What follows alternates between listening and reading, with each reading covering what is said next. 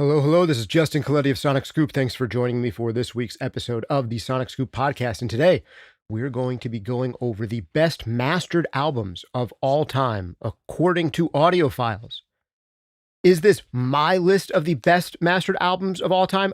I think there's going to be a lot of crossover, but this is a list I'm actually getting from elsewhere, and I'm going to bring it up for you today, and we're going to go through it because there are a whole bunch of albums on this list that I like a lot. Let me get my right screen for you up because this is totally live. If you're here for the live stream premiere, let me know if you can see me and hear me. But this actually comes from a website called Headphonesty. They recently came out with this. I noticed it about a week ago, and I wanted to listen through to this in its entirety, all of these songs, or all of these albums. But I want to do it with you because I think we can discover together what are some of the things that albums have in common that the audiophile community really, really likes the sound of. I think this is an interesting list because it is a list of albums not of all time, but of really just the 21st century. And it is not a list compiled by producers and recording engineers and musicians. It is a list compiled by music fans who really love audio and really love to geek out about the sounds of records. So what are things that we can learn from these lists of best mastered albums? I also have some lists from some other websites pulled up. I have a list here from What Hi-Fi that has some overlap, again, an audiophile focused list. And I think there's a lot of lessons we can learn here. And I'll give you my perspective on what makes for a great mastered album. I am a mastering engineer. It's one of the things that I do for a living, in addition to making videos and teaching people and making courses and coaching audio engineers. I do mastering, and I have gold and platinum credits in mastering. And in my personal opinion, what makes for an amazingly well mastered album is that it really, really, really gets across the vision that the artist, producer, and mixer were going for. The best mastered album is the kind of album that sounds the way that the artist, producer, and mixer intended it to sound. And that is ideally what mastering is doing. So these lists of best mastered albums, I don't know, they speak more to what kinds of sounds that audiophiles like to show off on their systems. But that's a useful thing to know as well. A lot of these albums are ones that did well commercially. They might not be like the biggest hit albums in the history of the universe, but they did well commercially, well enough for people to notice. And they were well done enough sonically that people are like, oh, you got to hear this thing on my nice fancy system. And another thing that the records here have in common is that the music is decent enough that it doesn't make people want to turn it off and not show off their sound systems with it.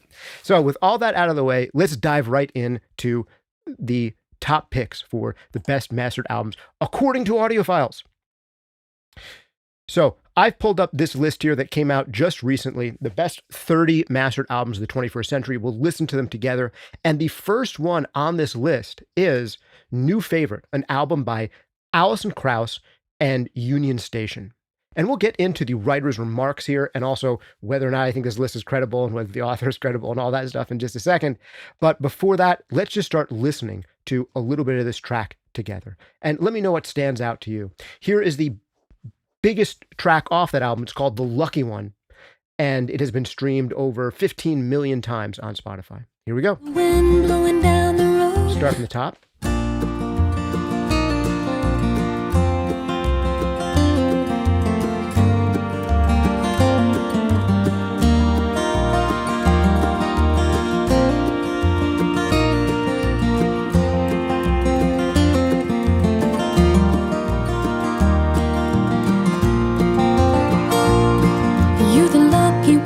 So I've been told, as free as a wind blowing down the road, loved by many, hated by none. I'd say you were lucky 'cause I know what you've done. Not a care in the world, not a worry inside.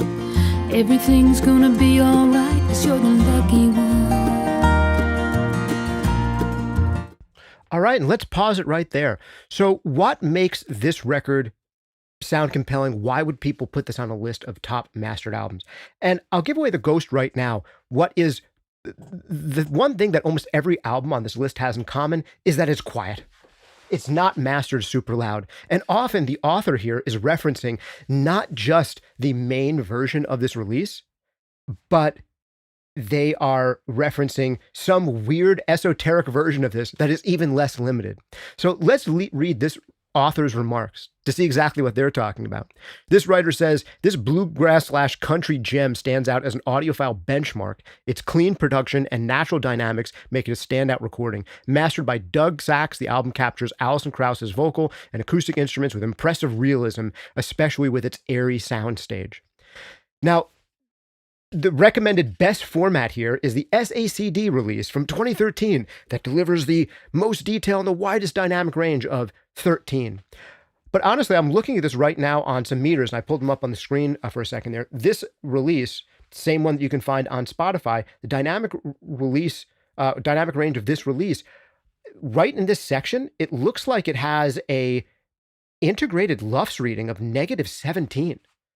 This is fairly quiet, up to the point that we've gotten to in this song. Its actual loudness unit ranking is about 12.7, and we're possibly listening to this in album mode, but this is a quiet mastered album. And when you want to have things that sound open and airy and immersive and kind of natural and understated in this way, they are usually not screaming loud records. So this is one of the things where I potentially take issue, where there are great mastered albums that took a lot of work to make sound as good as they are, and they are like 5 LUFS at their loudest. I recently did a video on the Audioslave records, I think within this past year, where we break down the mixes on one of the main Audioslave records. And one of the comments that I got on it is, I can't believe this record is this loud and sounds this good. Now, to me, that's an amazing mastering job. If you can make something sound that stupid loud and people go like, wow, this still sounds amazing and like open and impressive, that's also an amazing mastering job. Things don't have to be quiet to be great mastering. If anything, it's harder to make things really loud and still sound incredible. So in a way, you're kind of potentially cheating by mastering things quieter, because it is easier to get things to sound open and airy and not destroyed if you're willing to master them quieter. But there is that potential trade-off of people looking at you like you're crazy. Why did you master this thing so quiet? So Raymond F. writes in to say, yes, this sounds amazingly good on even the phone speaker. And I believe it. This is a mix that's going to translate to a lot of environments. Rez says, this is like an Atmos mix, super low in LUFS, and it did sound good. Casper here says, sounds great on my broken phone speaker, LOL. And that's another potential advantage of some of these more quietly mastered records, is sometimes the hotter mastered records do not do well on janky old phone speakers and can distort incredibly readily. Let's check out our next pick here, which is the album Discovery by Daft Punk. And this is an earlier Daft Punk album from 2001.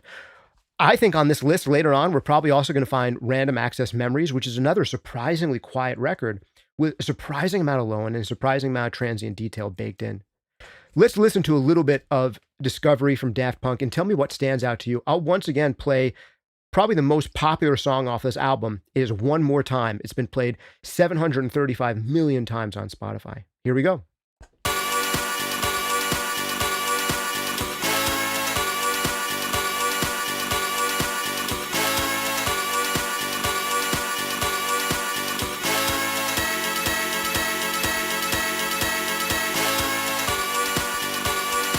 Interesting how long this intro goes, right? Like it's just forcing you to have this be normal to your ears, and it's not. So long for this kind of intro. One more time. Wow. This is so thick sounding. And again, super quiet.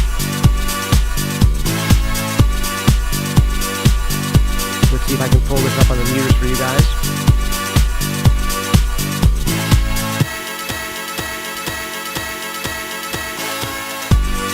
One more time, we're gonna celebrate. Oh yeah, alright. Don't stop the dancing. One more time, we're gonna celebrate. Oh yeah, alright. Don't stop the dancing. One more time, we're gonna celebrate. Oh yeah, alright. Don't Really interesting. The low end in this record and the amount of kind of low mids that are in there relative to a lot of contemporary records, it is on a totally different level. I mean, this is relatively kind of thick and open sounding and undercompressed compared to modern EDM records. So this is another one that is showing up here. And again, the notes from this audiophile adjacent author is talking about the punchiness of the bass. Now, this is a bass that is, the bass that's in here is relatively uncompressed, wide open bass sound. And they're talking about crisp highs without distortion. Yeah, this is, you do not hear the trademark sound of limiting and shaved transients in this record. Again, they're recommending the best format being the original vinyl pressing with a dynamic range of 15. That is very, very high dynamic range and unlike most modern masters. All right, let's listen to another one. Come Away With Me. This is another big one that I find again and again on lists like this. This is a Norah Jones record from 2002. Let's hear probably the most famous track on that. You probably know what it's going to be. The album Come Away With Me, biggest track on it. I actually might going to be surprised by this. The biggest track on Come Away With Me, it is the first one, about 615 million streams on Spotify. Here we go. Don't Know Why by Norah Jones.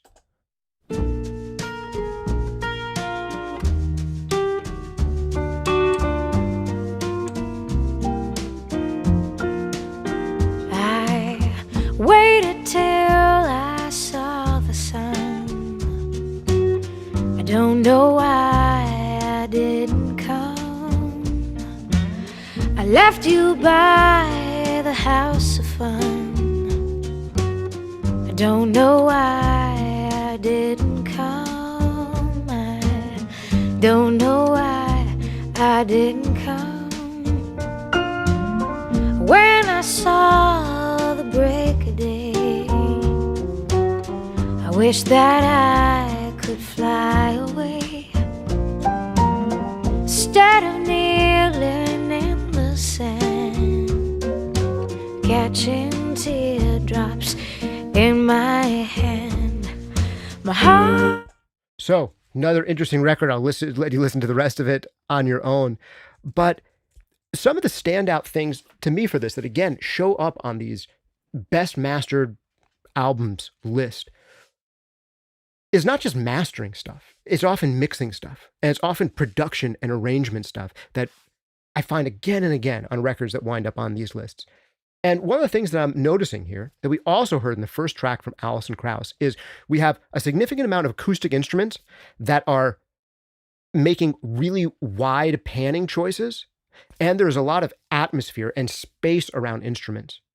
And there's a significant amount of mid-range, particularly center mids, and even some of the upper lower mids, you might call them. Like they're not excessively carving out this area of 500 to 800 hertz. That kind of gives organic sounds personality and realism. And they have some of that area in there. Now, sometimes to make this area pronounced, there will be this kind of carving of some of the lower mids, things around, 200, 300 hertz. And that brings out maybe our 400, 700, 800 range and kind of makes that feel just a little bit more forward in the mids. But they're often not doing this extremely deep scooping in the 600 and 700 area that makes things sound really glossy and clean and shimmery. These mixes so far that we've heard don't sound anything like mixes that are often from mixing engineers' favorite sounding albums. Like if you ask mixing engineers, who are your favorite mixers? What's one of the top names that always comes up? Serban Ghenea almost always comes up. None of these records so far sound like Serban Ghenea mixes. If anything, they all sound like the inverse of Serban Ghenea mixes, where Serban is going to cut a lot of that center mid-range. And when you carve out this area of 600, 700, 800, you get these really glossy sounding mixes that often mixing engineers are really impressed by. But audiophiles aren't always impressed by them. It also depends a little bit on genre. I'm exaggerating a little bit when I say carving out 6, 7, 800, it makes mixing engineers really like it. That's in the pop context. If you listen to rock records and you carve out way too much 6, 700 800 hertz, all of a sudden the guitars and the bass lose all of their personality. So to a degree, all these records sound like the inverse of mainstream pop top 40 records that get listened to the most. So it's almost like this parallel reality, where in one reality, you want things to be really limited. You want to really control the center mid-range a lot to make things sound glossy and big and impressive and work on so many different speakers. And that's the pop top 40 context. And then you have this other context, audio nerds and audiophiles. And they want exactly the opposite. They want less limiting, less compression, and they want some of this mid-range back in the records. And they want this sense of space. And that's something you notice in this Norah Jones records. There's space around all the acoustic instruments, and there's also this layering of depth where her vocal is forward. The reverb behind her vocal is a little bit behind it. And then behind that still and out is the band. All right, listen to some more. Enough of me yakking about these things, but hopefully having said some of this stuff, you'll have a sense of what I'm listening for, and you can hear some of this stuff too.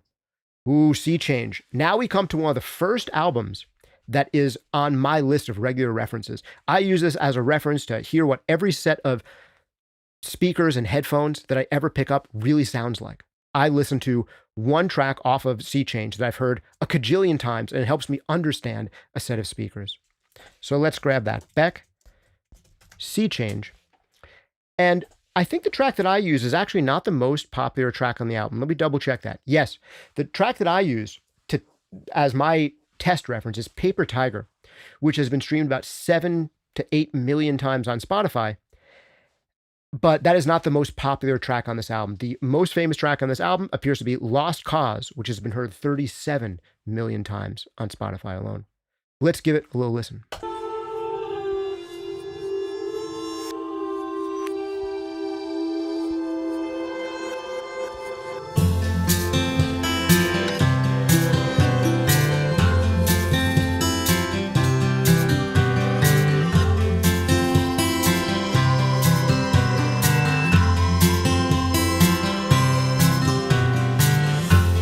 Sorry eyes that cut through bone, that make it hard to leave you alone, leave you here, wearing your wounds, waving your guns. Somebody new. Baby, you're lost. So again, we're hearing something in this record that audiophiles love. This one is a little bit different in that it has a little bit less of that earthy center mid-range that you hear on Alison, Krauss, or Norah Jones. So it's a slightly different feel, slightly more pop, slightly brighter. But one of the things that audiophiles love on their records is hard panned acoustic instruments. You want to make audiophiles happy? You put in some hard panned acoustic instruments, and you make sure they still have transients, but those transients are still dynamically well controlled. It's not like there's no compression on these records.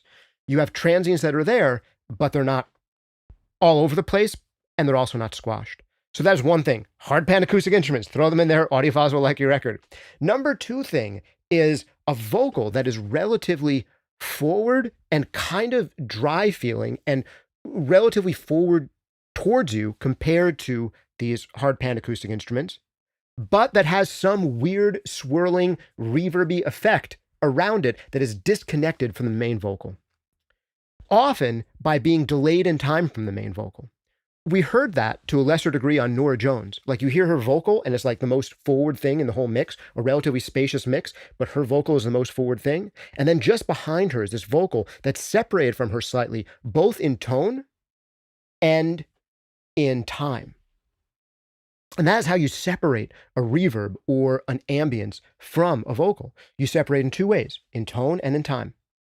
If you are just using stock reverbs that have no EQ on them, and there's like full bandwidth reverbs, and there's no pre-delay on them, or you set a pre-delay of like 12 milliseconds, because you're like, I heard you're supposed to use pre-delay and reverb, and you said like 12 milliseconds, that doesn't do anything to separate the reverb from the vocal. You need to make the tone significantly different than the main vocal. We hear that in Norah Jones.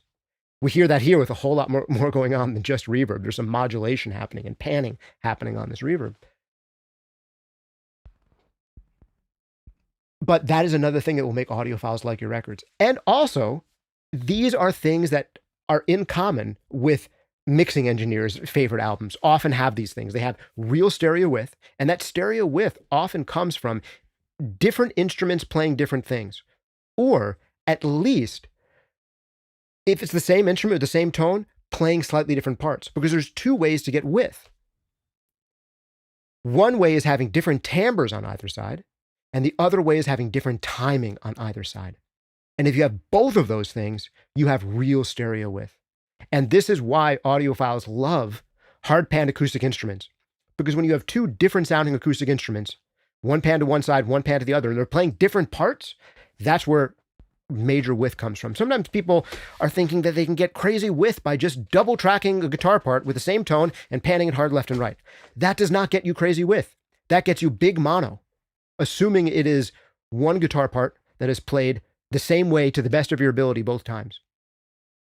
You would get a little bit more width if you had the same guitar part with slightly different tones on either side. That would give you a little bit more width, especially if there's little variables and nuances and playing differences. But you'd get even wider width if you had two different guitar parts on either side, even with the same guitar tone. If you had the same exact guitar tone on either side and two rhythmically different parts, that is a way of getting surprising width. You're like, where's that width coming from? So that's something that, again, we'll find a lot in these. And again, this record is a quiet one. Looking it up on my meters here, this thing barely breaks 13 LUFS. Audiophiles love this stuff, and they basically just love records that aren't mastered extremely loud. The next record here is one that I'm not familiar with. In Absentia from Porcupine Tree. Now, I want to stop and comment on the author of this. There's a human author to this article. Maybe it's AI assisted. I don't know. I've checked out the website of this blog, Headphonesty. I checked out their YouTube channel. Their YouTube channel is awful. It's just filled with like AI slop. Sorry, guys, it's Headphonesty. It's like just really bad. Like one of the AI slop videos that I was watching, it was like a short, and the AI voice they were using was Jimmy Kimmel's voice somehow on like their how to use headphones tutorial. But even if this article was created as AI slop and then like proofread by a human writer, which is possible, what AI is really good at is telling people what they want to hear. And it is really good at testing like what the common old wives' opinion is on certain things. So if you ask it like, what are the albums that come up again and again as being mentioned by audiophiles, I would trust AI to do a good job on that. And who knows? Based on their YouTube channel, maybe this is partially AI generated, but this is a decent use of AI. Hey, AI, tell me what albums that audiophiles won't stop talking about in forums. So let's check a little bit of this record, In Absentia by Porcupine Tree. I have no idea what to expect. I really don't know this record. It is a disturbing looking visual that is making me want to scroll away from it, but let's hear it. This one is mastered by Andy Van Dett, who I've interviewed before. He was over at Masterdisc for the longest time. I'm not sure where he is now, or if he's still there or elsewhere. But here we go. In Absentia by Porcupine Tree. Ooh, and what comes up is the 2017 remaster. This may not be the audiophile's favorite version, but let's check it out. In the remastered one, which is what I'm able to find, there's 18 million listens on The Sound of Muzak. Here we go.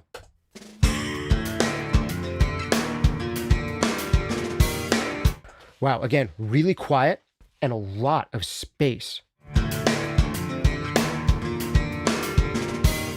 Hear the sound of music drifting in the aisles. The elevator Prozac stretching on for miles. The music of the future will not entertain.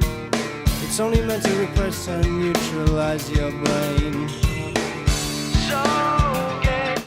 It's interesting production. This sounds almost like a Steve Albini production if he would EQ out more low mids or something. Like it has that kind of vibe. Like it doesn't have any of the nearly any of the bombast and thickness of a usual Steve Albini kind of record. Anyone who's checking in on the chat right now, if you want to tell me who produced and who mixed this one, that'd be interesting to know. But again, we hear the same thing. Acoustic instruments wide, and the vocal being the driest and most forward thing here. Followed in this case, I'd say, by the acoustic guitars, which are a little bit behind it, a little bit wider, but are still relatively forward. And then so much room ambience around the kit. Something audiophiles love to hear is the sound of a space, of a realistic sounding space. And I can get why they like that. Squeeze down.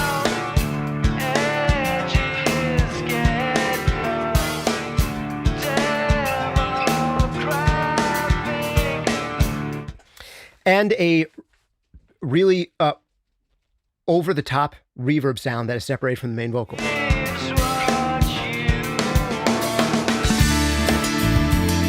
of the wonders of the world is going down. Tons of width, tons of transient detail on these high-frequency sounds. I mean, you have a thick, meaty record with a lot of air in it, and then a lot of high-end jangle on top, that stereo. This is catnip for audiophiles. Let's keep on going. But before I keep on going, on to the next one, another Diana Krall record here, I want to see a couple of your comments that are coming in. So Casper says, I wonder if Metallica's Death Magnetic is going to be here. Lucas Grafe is asking, is this live? Yes, it is live, if you're catching when it's live. Like, while I'm saying this right now, it is live, and there's like a whole bunch of people here for it live, but you could also be watching this after the fact. But I can tell you, Lucas, you were listening to it live because you're here in the chat. Matthew Smead says, Joy Division Unknown Pleasures. Interesting. How many people are going to put a Martin Hannett production, Joy Division record on their list of top mastered or top mixed records? I think the proportion of people who are going to do that are going to be very low, but they're very interesting and influential records. Rez says, I'm purposely going to listen to this on my laptop, the true test of a great recording, sounding good on a crappy system. And honestly, this is one of the places where the pop style of mixing may work better, because some of the beautiful transients and details and some of like the warmth of the low frequencies, you're going to lose that on a lot of small systems. And one thing that non-audiophile people do better about when it comes to mixing is making sure their mixes translate well to a variety of systems. Like, I would rather, if I was trying to get my stuff to be heard by a really big audience, and I wanted them to think it sounded good, I would have someone mix it so it sounds less like a record that an audiophile would put on their top 30 list. And most of those will probably sound more immediately compelling out of a phone speaker, out of a pair of earbuds, out of a laptop. That said, maybe there's some exceptions. If these are sounding amazing to you on your laptop, let me know. But then after this, listen to a really well mixed, extremely popular, more limited pop rock album and let me know how those sound too. Lucas says, I wonder if Metallica's Black album will appear. Let's find out. Right Sound Studio says, tuning in, catching up fast at 2x speed. Oh man, I listen to so many videos at 2x speed. It probably makes me talk faster than I should.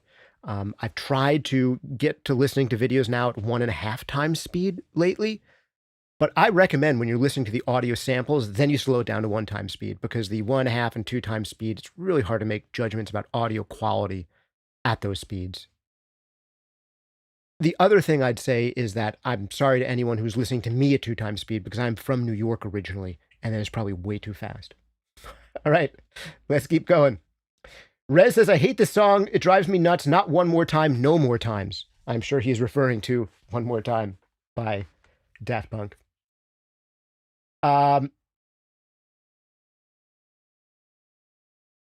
Rez says, this is the thing with audiophile guys. They know nothing about music. I think if an audiophile guy says that he thinks a mix is good, I think there's a bias towards a great song, which I get.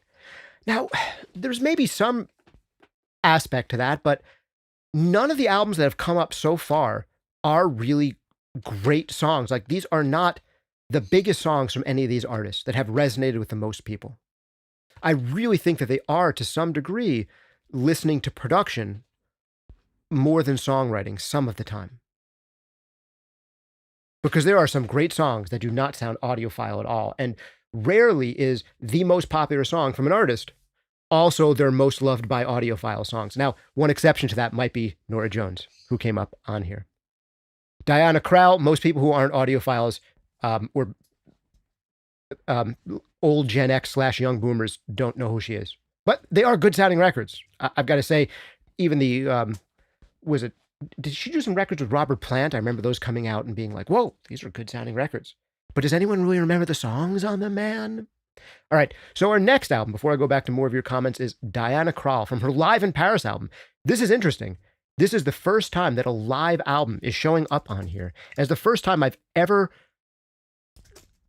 brought up a live album in any of these, this mixed breakdown series. All right, so her Live in Paris album looks like the most famous song on it is the last song on it, which has 53 million streams on Spotify. That's a lot for Diana Krall. Here we go.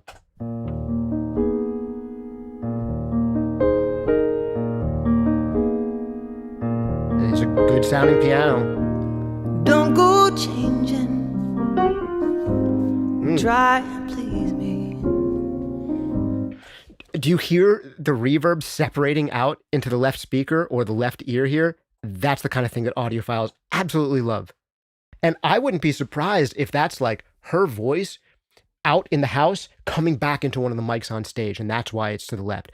That is almost certainly an accident of the reverb from her voice getting through a gate, I'm going to guess. But it is cool and memorable sounding. Listen for that again when her voice first comes in. Don't go changing. Try and please me. No. That's not from the house. That's got to be a plate reverb. You never let me down before. Don't imagine. I don't know. You're too familiar. It's interesting. It only comes out sometimes on the left, as if there's a gate blocking it. And I don't see you anymore.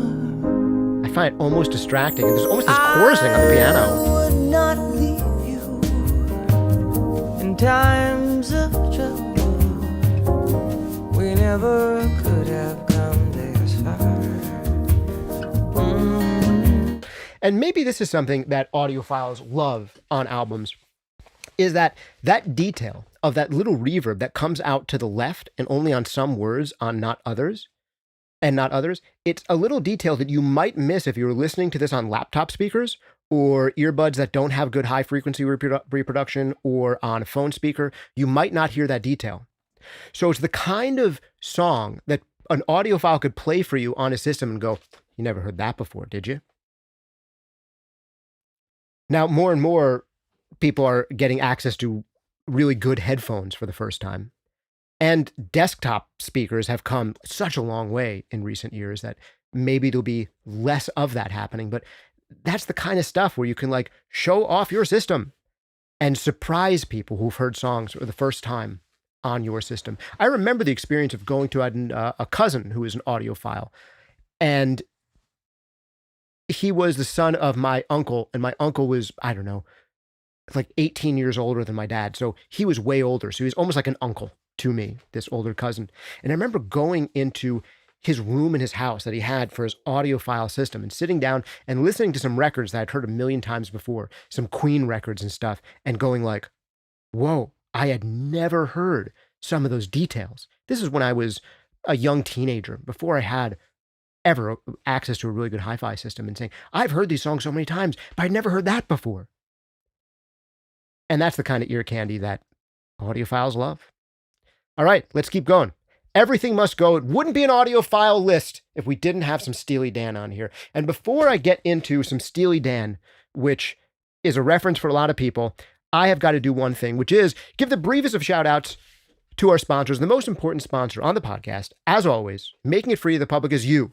How do you sponsor this podcast? With your likes. If you've been listening to me talk about records for like 30 minutes and listening to these records with me, and you've gotten this far, my goodness, have you not hit like or subscribe or the notifications bell and all that good stuff? Go and do it. But also, if you want to get better at producing and mixing yourself, you've got to do yourself the service of sponsoring this channel by sponsoring yourself.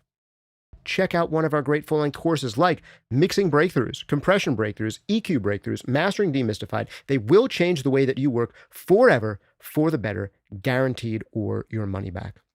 So go check them out over at mixingbreakthroughs.com or become a member over at members.sonicscoop.com. That's members.sonicscoop.com, where we have regular mix feedback sessions, and we can give this kind of critical listening treatment with really specific curated advice to exactly your mixes, what you can do to improve your mixes in the future. Join us over at members.sonicscoop.com. Also, a big shout out and thanks to one of my favorite makers of plugins in the known universe, SoundToys. Try out anything they make for free for 30 days over at soundtoys.com. If you want to make some real ear candy special effects that audiophiles are going to love, and you want to craft great sounding reverbs that really separate from the vocals and will make audiophiles want to show off their system with your vocal reverbs, go check them out at soundtoys.com. The Echo Boy delay is great for this. The Super Plate is amazing for this. The new Space Blender is amazing for that. And they have so many great tools. If you want some crazy modulation effects that can be either over the top or understated, like on that Beck record we were listening to, check them out. You're absolutely going to love their stuff. All right, back to the main attraction. Everything Must Go by Steely Dan. So Asia is usually the Steely Dan record that's on so many people's lists. And I specifically didn't pick a audiophile list of the best mastered records of all time, because it's going to be like Pink Floyd's Dark Side of the Moon, Pink Floyd's The Wall, Steely Dan's Asia, and like all this stuff. Yeah, we already know. But like, what are records that are relevant to people making records today? Like stuff from the past 10, 15, 20 years that we could use as a mastering reference right now if we want to go for these more open, spacious, less compressed, less heavily mastered sounds. Now, I can love records that can sound like this, and I can also love super squashed records. And I was actually surprised to find someone had a Tame Impala record on their best mastered albums list, and those records have a lot of compression, limiting, and dynamic range control going on. So there can also be other things that audiophiles like. Let's hear a little bit of a top pick from Everything Must Go by Steely Dan from the year 2003. And it looks like the most popular song off this record. It has been given to me as a reference before, I can tell that. It is a song called God Whacker. It's been listened to by about 5.5 million times on Spotify. Here we go.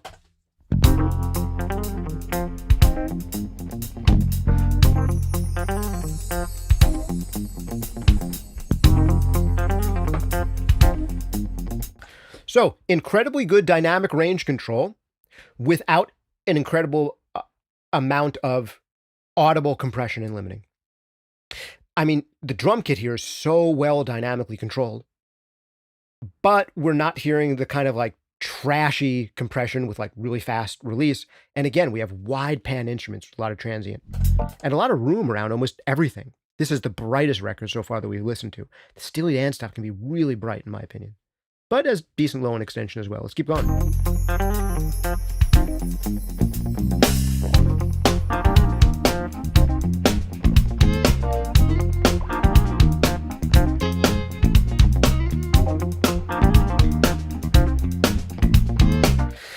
So, a couple of things that we love, right? There's two different guitar sounds. One that is darker and panned left, and one that is brighter and panned right. And they're playing off of each other, and that gives incredible width. And then another kind of thing that often audiophiles love, that I don't always recommend for pop mixing, is subtle panning of centered instruments. So our bass, I think, is leaning a little bit to the right. In the beginning, we could hang. It's hard to tell where it is, but the bass and the drums are not like completely dead center. And before the vocal comes in, the snare is kind of doing the thing that vocals do in so many audiophile mixes, where the snare has been the most upfront thing, and then it has this reverb that separates from it a little bit bright and maybe a little bit delayed in time.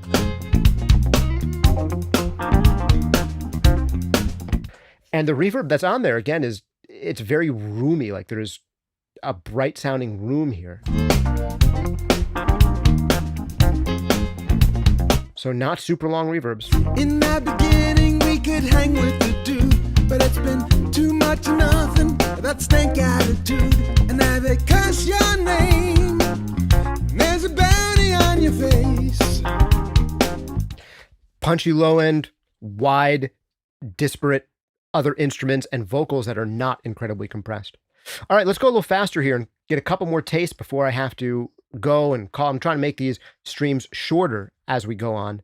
Ooh, this would be interesting to listen to. This is something more like a world recording. And I'm going to do such a bad such a bad job at pronouncing these names that I should know how to pronounce. Ali Farka Tori? Please help me out here. But the most popular song off of this album, called In the Heart of the Moon, is about 5.5 million views. Let's have a little listen.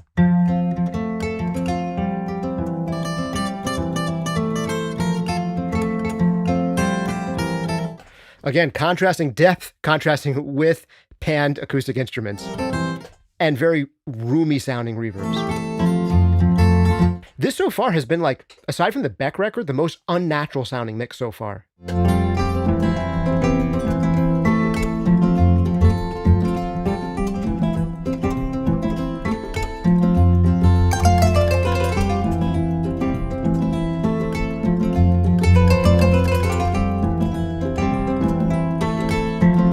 Like, it's impressive, but there's no way in a real life scenario without electronic augmentation of some kind that you're going to have this kind of string. This is like a hammer dulcimer kind of instrument, so far forward compared to this bass that's so far back, and so bright and detailed compared to something that's really had some of its natural upper frequencies kind of removed by miking choices. And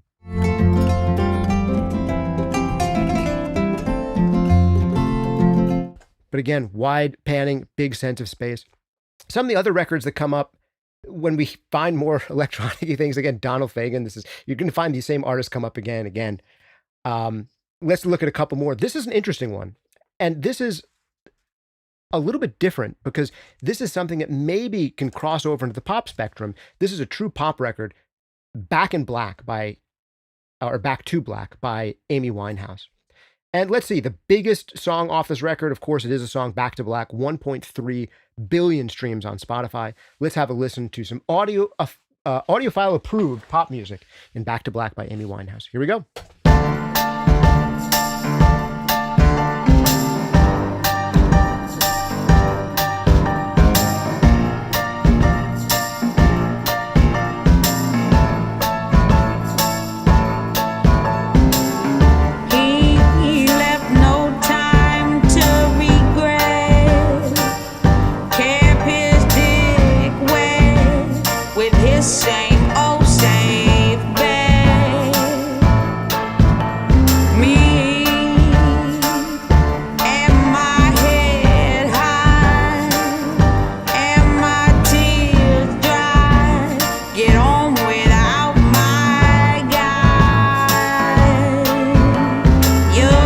This is something I hear in a lot of audiophile mixes, but not all of them. If you can have a relatively dark and thick sounding mix that has a little bit more mid-range or center mid-range than the average record, but then have one surprisingly bright element in it that serves as, do you hear all the detail on that? Which really comes as contrast between this percussion sound that almost sounds like someone shaking their keys versus a relatively dark, tubby, mid-rangey sounding mix. That makes audiophiles feel like they're showing off their systems. Do you hear the high frequencies there, man? The detail and the character? And that is partly a mixing choice. Also, we're hearing again this kind of disconnection of a reverb that is really interesting and unique and separate from the rest of the track. And there being a different kind of reverb on the vocal than other more conventional instruments inside of the mix.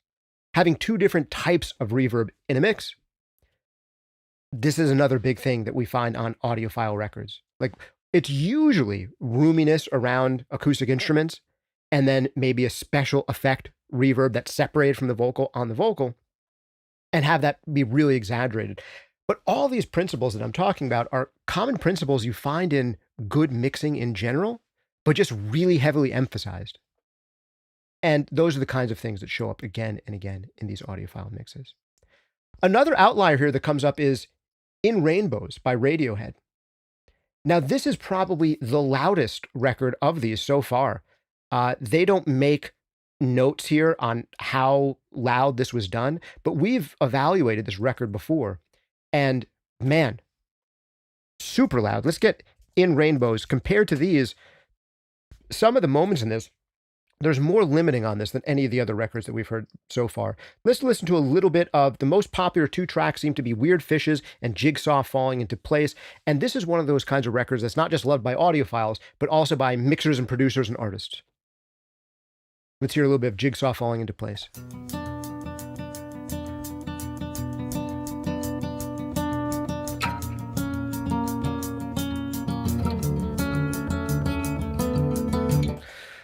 Earthy, full-bodied, surprisingly mid-rangey sounding acoustic guitar with really bright element on top of it, and roomy sounding reverb or actual room tone that doesn't draw too much attention to itself. as being a reverb.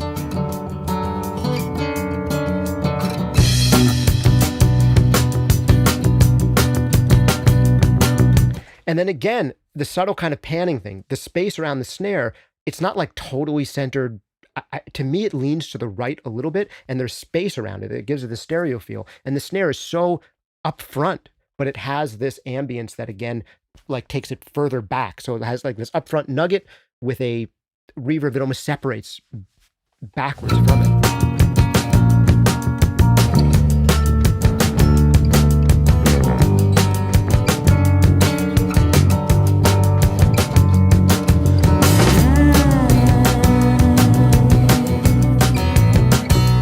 And there we go. Differences in both tone and timing on hard pan sources, this time being vocals.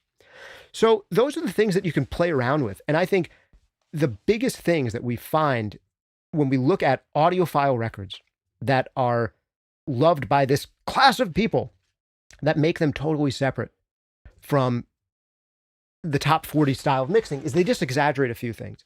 And these are the common principles that I'm hearing again and again. One, they are not super duper limited usually, with some exceptions. Every once in a while, you'll find a record like one of these Radiohead records or a record like a Tame Impala record make it onto these audiophile lists, even though they are really heavily limited and have serious dynamic range control. But in that dynamic range control, they're not just murdering the transients, like they're doing multi-stage dynamic range control where they have really consistent transients, but then there is some distance from the transient and the sustain. So that's one thing. Usually we're not totally brick walling things. That's number one. Number two, width. And width coming from hard pan instruments that have different rhythms to them. And that's what gives us extreme width. The third thing is having a front to back depth that comes from saying, okay, we're going to pick one instrument that is more forward than everything else. And we're going to be decisive about that. We're going to have a whole bunch of things back slightly from the speakers, often by having natural room, reverb, or ambience around them. And we're going to pick one thing. Often it's snare drum. Often it's vocal. Every once in a while, it's something weird like a hi-hat. And we'll have this one element that's really far forward compared to other things that gets us to show off the sound staging of our system. The other big thing here is that a lot of these featured elements will usually have some type of reverb or other special effect, time-based, that separates from the vocal in two ways, both in tone and in time. And there'll be at least two different types of ambience on the record. One that is usually more of a longer special effect reverb that is usually more separated in time and tone from a featured element, and one kind of room reverb, something that is more glued to the sound of the instrument and just sets the instrument further back in space without having a super long tail on it. And often these room reverbs will have a substantial amount of mid-range in them, and they'll be very characterful. And sometimes these room reverbs come from actually being the sound of the room that's recorded. And that is a thing that audiophiles love on their records.